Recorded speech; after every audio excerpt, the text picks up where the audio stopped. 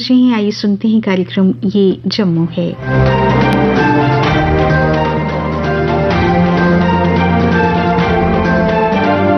श्रोताओं नमस्कार। कार्यक्रम ये जम्मू है कि आज के अंक में आपका स्वागत है। आज के अंक में शामिल हैं डोगरी की प्रथम लोकप्रिय विज्ञान मासिक पत्रिका का हुआ विमोचन, जिला रामबन के किसानों को हो रहा है फॉल आर्मी वॉर्म कीड़े की वजह से भारी नुकसान, traders federation warehouse Nehru market Jammu द्वारा की गई पत्रकार वार्ता, अखिल भारतीय क्षत्रिय महासभा द्वारा किया जा रहा है रथ यात्रा का आयोजन और श्रोताओं J&K electrical engineering graduates association ने अपनी मांगों के समर्थन में किया धरना प्रदर्शन। पर सबसे पहले अपनी बात। देश की कृषि व्यवस्था जब तक मजबूत ना हो जाए तब तक ना तो हमारी अर्थव्यवस्था आगे बढ़ सकती है और ना ही हमारी जीडीपी यानी सकल घरेलू उत्पादकता। इसी विचार को ध्यान में रखते हुए केंद्र सरकार द्वारा 2016 में प्रधानमंत्री फसल बीमा योजना PMFBY की शुरुआत की गई थी। गौरतलब है कि केंद्र से जब भी कोई ऐसी बड़ी योजना की शुरुआत की जाती है तो वो समूचे देश के लिए होती है। लिहाजा शुरुआत इस योजना की जम्मू कश्मीर में भी हुई, मगर केवल 4 जिलों में ही, जिनमें 3 जिले जम्मू संभाग के थे और 1 कश्मीर का। और फिर इसमें कई किसान शामिल इसलिए भी नहीं हुए कि शायद उन तक जानकारी ही ना पहुंच पाई हो। अब मालूम हुआ है कि PMFBY का दायरा बढ़ाकर इसे प्रदेश के सभी जिलों तक पहुंचा दिया गया है। ये जम्मू कश्मीर के सभी किसानों के लिए फायदे और खुशी की बात है, क्योंकि जम्मू कश्मीर की कुल आबादी का 70% हिस्सा किसान है जो खेती बाड़ी पर निर्भर हैं। इसलिए इस बहुत बड़े वर्ग के लिए प्रधानमंत्री फसल बीमा योजना किसी वरदान से कम नहीं, क्योंकि इस योजना के तहत हर एक किसान को उसकी फसल की बुवाई से लेकर फसल की कटाई तक किसी भी कुदरती आफत जैसे सूखा, गाला या जालावारी वगैरह की सूरत में आर्थिक सुरक्षा मिल सकती है। यानी PMFBY से किसान फसल की तबाही की सूरत में काफी हद तक सुरक्षित रह सकते हैं। अब रहा सवाल कि किसानों को इस योजना के दायरे में आने के लिए क्या करना है। तो इसके लिए उन्हें मुतल्लिका बीमा कंपनी को निश्चित किए गए प्रीमियम का 2% भाग अदा करना है, जबकि बाकी का भाग प्रदेश एवं केंद्र को अदा करना होता है। लिहाजा यही कहना मुनासिब होगा कि किसानों को अपने हित के लिए खुद आगे आकर खोज पड़ताल करके फसल बीमा का हिस्सा बनना होगा और प्रदेश प्रबंधन तथा पंचायती राज संस्थाओं को इसमें किसानों की सहायता करनी होगी। अन्यथा योजना ज्यादातर कागजों तक ही महदूद रह सकती है। अगर सही अर्थ में इसे जमीन पर नहीं उतारा गया तो ना किसानों का हित होगा और ना ही कृषि व्यवस्था सुधर पाएगी। श्रोताओं, जिला रामबन के किसानों को फॉल आर्मी वॉर्म कीड़े की वजह से भारी नुकसान हो रहा है। इस संदर्भ में पेश है जिला रामबन से हमारे नुमाइंदे रविंद्र किचलू की ये रिपोर्ट। रामबन जिले में पहली बार फॉल आर्मी वॉर्म नाम का सुंडा किस्म का कीड़ा पाया गया है, जो सिर्फ मक्की के पौधों को खाकर नुकसान कर रहा है। Agriculture extension officer Ramban Shri Jagdish Bali के अनुसार जिले में अभी तक इस कीड़े द्वारा नुकसान के सिर्फ 3 मामलों के सबूत मिले हैं, लेकिन संगलदान और अन्य निचले गर्म इलाकों से भी कुछ शिकायतें आ रही हैं। यह कीड़ा बारिश में और दिन के वक्त सुस्त हो जाता है और रात में बहुत नुकसान करता है। उनके अनुसार 2019 में पहली बार यह कीड़ा समुद्री जहाज के जरिए किसी सामान के साथ किसी अफ्रीकी देश से भारत में आया था। 2020 में इसकी मौजूदगी जम्मू में पता चली और इस साल रामबन में इसके होने के सबूत मिले हैं। कृषि विभाग के अधिकारी गांवों में जाकर इसके होने की जांच कर रहे हैं और किसानों को जागरूक करने के अलावा उनकी पूरी सहायता कर रहे हैं। किसानों ने कृषि अधिकारियों द्वारा बताई गई दवाइयों का मक्की की फसल पर छिड़काव करना शुरू कर दिया है। रामबन तहसील में ततारसू गांव के एक पीड़ित किसान श्री गुलाम मोहम्मद ने अपनी व्यथा सुनाते हुए यह कहा। ये पहली वाली प्रॉब्लम हुई हमें, ये मक्की को कीड़ा खा रहा है और मट्टी से शुरू होता है नीचे तक ये साफ कर देता है। तो हमने तकरीबन एक दिन पहले बोला था डिपार्टमेंट वालों को, ये हमारे साथ में आए तो इन्होंने खुद निकाला और देखा और हमने दवाई दी जो कि मौके पर दी और हमने इसको स्प्रे करना शुरू कर दिया। और अगर ये नहीं आते तो हम गाय भैंस के लिए घास भी नहीं बनता था। तो पहली बार ही देखा हमने, पहले नहीं था हमारी मक्की को। हम लगाते थे, आखिर खेती बाड़ी का काम तो पहले में करते, मगर ये इसी साल आया है। मेरा नाम बशीर अहमद है। मैं इलाका परनौत थलवा का रहने वाला हूँ। रामबन से ताल्लुक़ रखते हैं। सबसे पहले बारिशें नहीं हुई, जब बारिशें आ गई तो मक्की लगाई। मक्की के बाद इसको एक बहुत बड़ा ज़बरदस्त कीड़ा पड़ा है, जिसके कारण से यहाँ की तमाम फसल जो है ज़ाया हो रही है। मेरी भी उम्र इस वक्त 65 ईयर है, लेकिन इस वक्त तक हमने ऐसा कीड़ा नहीं देखा जो मक्की को बिल्कुल तहस नहस कर रहा है। और महकमा एग्रीकल्चर वालों से भी हमने गुजारिश की, वहाँ उनकी टीम यहाँ पर आई, उनने हमारे साथ बहुत बड़ा ताउन दिया और ये हमें यकीन दिलाया कि इस कीड़े के बारे में हम ऐसी दवाई इस्तेमाल करेंगे जिससे ये तमाम कीड़ा जो है ख़त्म हो जाए। जनाब हमें गाइडेंस दे रहे हैं। आज 2 दिन से इनका कैंप हमारे एरिया में है। तमाम ज़मींदारों के साथ इनका राब्ता है और ज़मींदार भी हतुल बसा कोशिश करते हैं कि महकमा के साथ राब्ता किया जाए। मेरा नाम सैफुद्दीन है। मैं परनौत गांव डिस्ट्रिक्ट रामबन। ये आज हमारे यहाँ एग्रीकल्चर के कर्मचारी हमारे यहाँ गांव में आए हुए हैं और ये खेतों का यहाँ हमारे इनमें ये फसल वगैरह को इनको देख रहे हैं। यहाँ इनमें कीड़ा लगा हुआ है। ये फॉल आर्मी वार्म नामी एक कीड़ा है, तो जिसने जो मक्की को फसल को बर्बाद कर देता है, बहुत तेजी से ये फसल को तबाह कर देता है। ये नए किस्म का एक कीड़ा है। इसके बारे में हमें एग्रीकल्चर डिपार्टमेंट से आए हुए कर्मचारी हमको ये जानकारी दे रहे हैं। हमारे खेतों में इस वक्त आए हुए हैं, यहाँ ये कीड़ा देखा गया और इन्होंने हमें ये आश्वासन दिया कि आपको सब्सिडी पे पंप भी दिया जाएगा, दवाइयाँ भी दी जाएंगी, आप इसको स्प्रे कीजिए तो ये आपकी फसल जो है ये बची रहेगी। हम इनके बहुत मशकूर हैं कि ये यहाँ पर आए हैं, हमारी फसलों को भी देखा, यानी कीड़े को भी देखा, हमको भी दिखाया और ये इसके बाद हम राब्ता करेंगे इनसे, वो दवाइयाँ शुवाइयाँ लाएंगे। कीड़ा हो सकता है इसके दवाइयों से रोकथाम हो जाए। इस बारे में जब हमने agriculture extension officer Ramban Shri Jagdish Bali से बात की तो उन्होंने तफसील देते हुए ये कहा। फॉल आर्मी वर्म जो है लास्ट ईयर भी हमें रिपोर्टेड हुआ था रामबन में। जो लोअर कंडी बेल्ट जो है, नीचे वाली बेल्ट जो गर्म इलाका है, उसमें जो लेट सोइंग हमने मेज की थी मैं, उसमें इफेक्ट हुआ था। तो लास्ट ईयर भी इसके हमें 5-6 केसेस मिले थे। लेकिन इस साल जब हमने स्टार्ट किया, फार्मर्स की को कंप्लेन आने लगी और हमने फील्ड विजिट भी किया, तो इस साल भी हमें 2 या 3 केसेस हमें आज तक मिल चुके हैं। तो अभी हम आए हैं, ये गुलाम मोहम्मद जो है ततारसू में इनके फील्ड में, तो यहाँ पे भी फॉल आर्मी वर्म की रिपोर्टेड थी। तो यहाँ पे हमने इनको दिया है, स्प्रे वगैरह करवाया है। तो बाकी फार्मर्स को भी इस मीडिया के थ्रू से हम इन्फॉर्म करना चाहेंगे कि अगर फॉल आर्मी वर्म का जो मेन सिम्टम है जो दिखता है, फ्रास्ट जो इसका खाने के बाद पाउडर जो है बूरा टाइप में निकाल के रखता है और पत्ता ऊपर से पूरा खा देता है, प्लांट जो है मेज का छोटा प्लांट पूरा खा देता है ऊपर से। तो उस किस्म का अगर किसी फार्मर को भी कहीं भी मिलता है तो वो डायरेक्ट जो है एग्रीकल्चर डिपार्टमेंट जो है रामबन से कॉन्टेक्ट कर सकते हैं। कीड़ा जो है ये ब्राउन कलर का होगा, भूरे से रंग का होता है।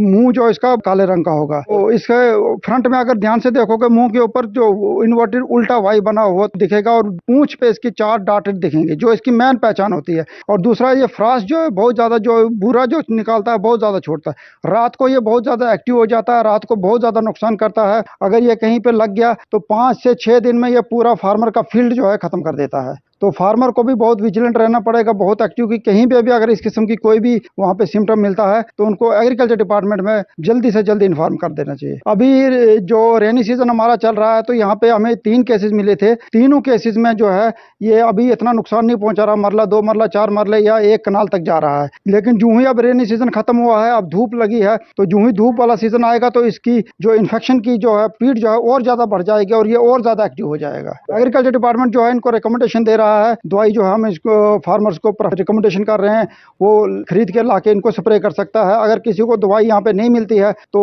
एग्रीकल्चर डिपार्टमेंट फैसिलिटेट करवाता है इनको, जम्मू से या कहीं और से भी इनको लाके जो है दवाई हम फैसिलिटेट करवाते हैं, दे रहे हैं फार्मर्स को, ताकि फार्मर जो है क्रॉप लॉस ना हो और इसको ज़्यादा से ज़्यादा जो है इस्तेमाल कर सके। पंप जो है हमने डिपार्टमेंट ऑफ एग्रीकल्चर ने 50% सब्सिडी पे प्रोवाइड करवाए हैं। जो मोटर वाले पंप जो है, इलेक्ट्रिक मोटर जो है चार्जेबल, वो भी प्रोवाइड करवाए हैं। और दूसरे नैपसैक जो है फुट स्प्रेयर वगैरह वो भी हमने 50% सब्सिडी पे फार्मर्स को प्रोवाइड करवाए हैं स्प्रेइंग के लिए। आशा की जाती है कि कृषि विभाग के अधिकारी मक्की के इस कीड़े को जल्द से जल्द नियंत्रण कर लेंगे और किसानों के नुकसान को रोक लेंगे। आकाशवाणी जम्मू के कार्यक्रम ये जम्मू है के लिए रामबन से मैं रविंद्र किचलू।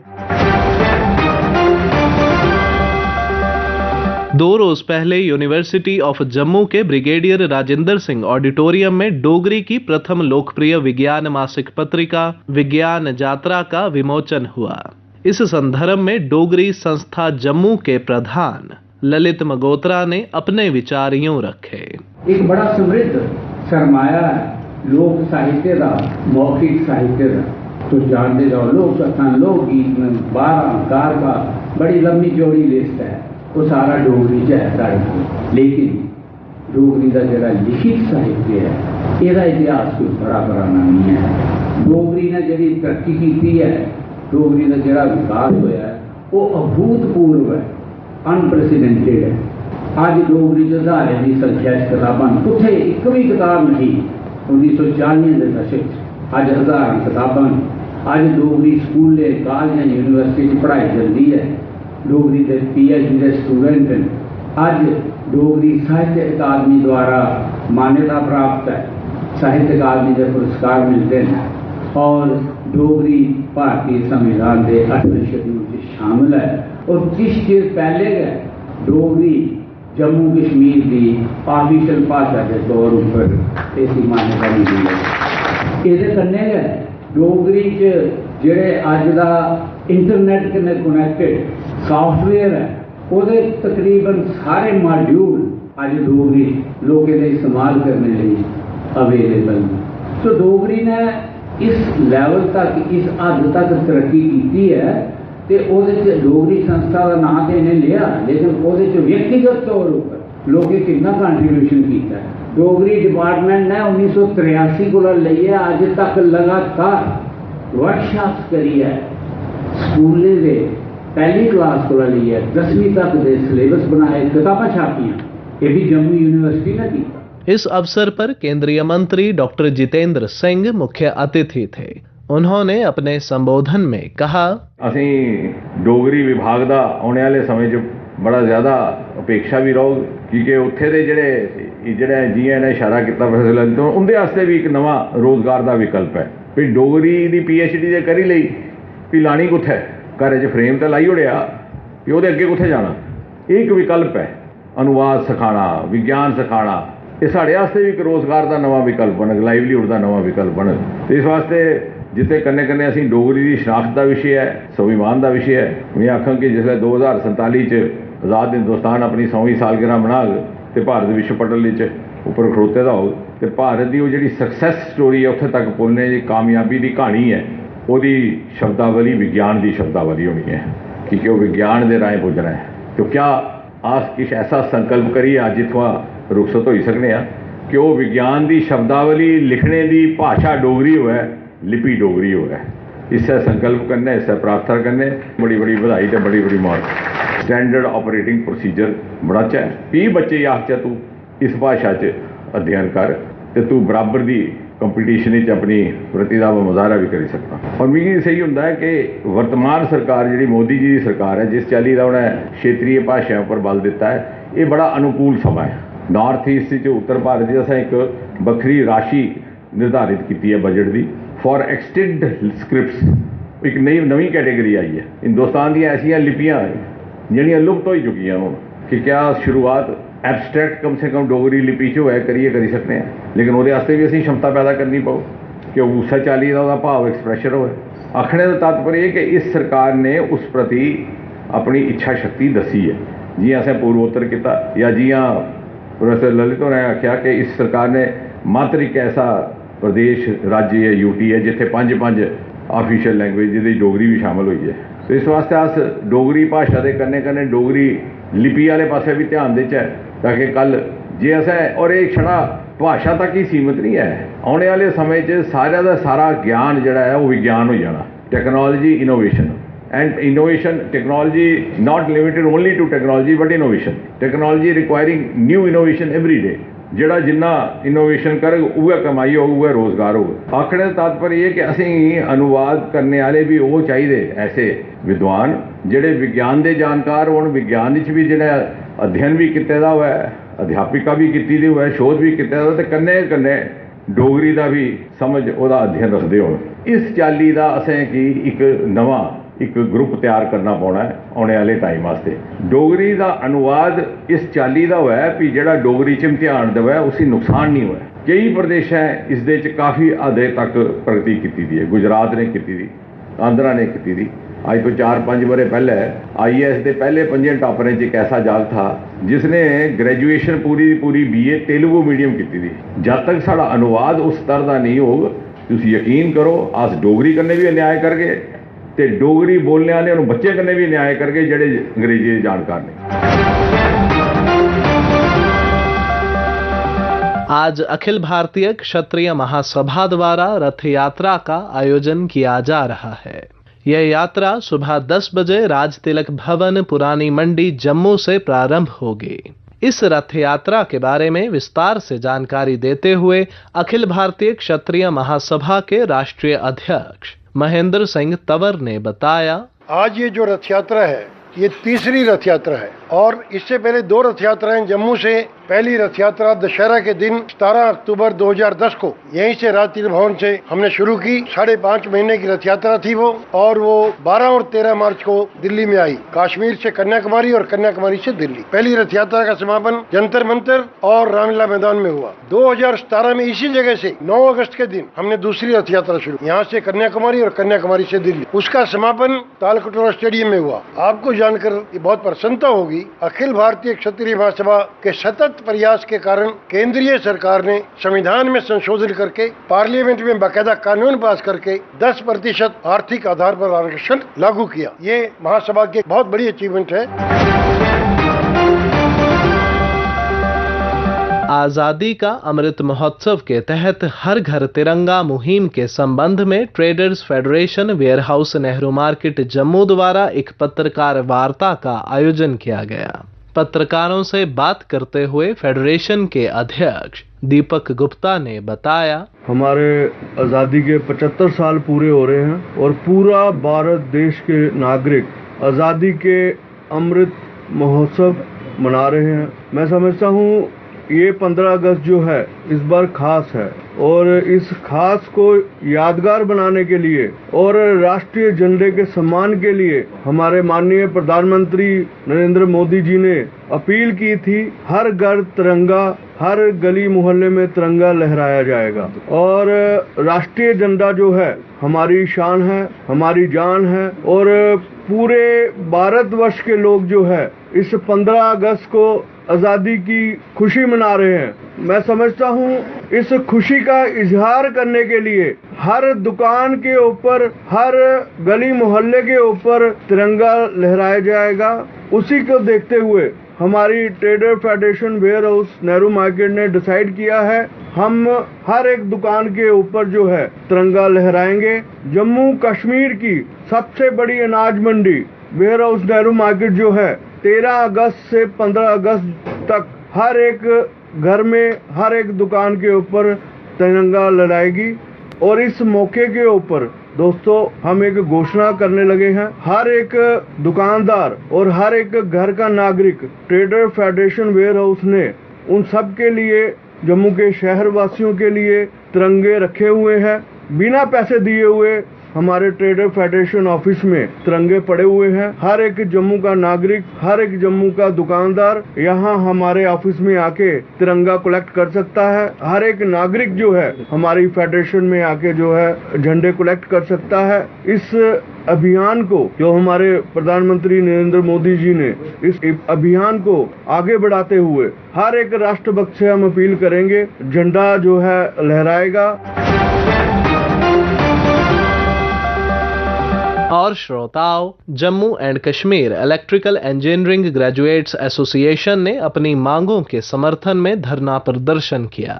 सरकार के समक्ष अपनी मांगों को रखते हुए एसोसिएशन के अध्यक्ष सचिन टिक्कू ने कहा, देश में बिजली की प्राइवेटाइजेशन को लेके एक बहुत बड़ा कदम लिया जा रहा है। एक शांतिपूर्ण प्रदर्शन यहाँ जम्मू कश्मीर में भी किया जा रहा है और एम्प्लॉयज और इंजीनियर्स कोऑर्डिनेशन कमेटी बैनर के तले, और हम चाहते हैं सरकार इसको आज टेबल नहीं करे। पूरे देश के 15 लाख बिजली कर्मचारियों में से किसी एक भी ऑर्गेनाइजेशन से बात नहीं की गई।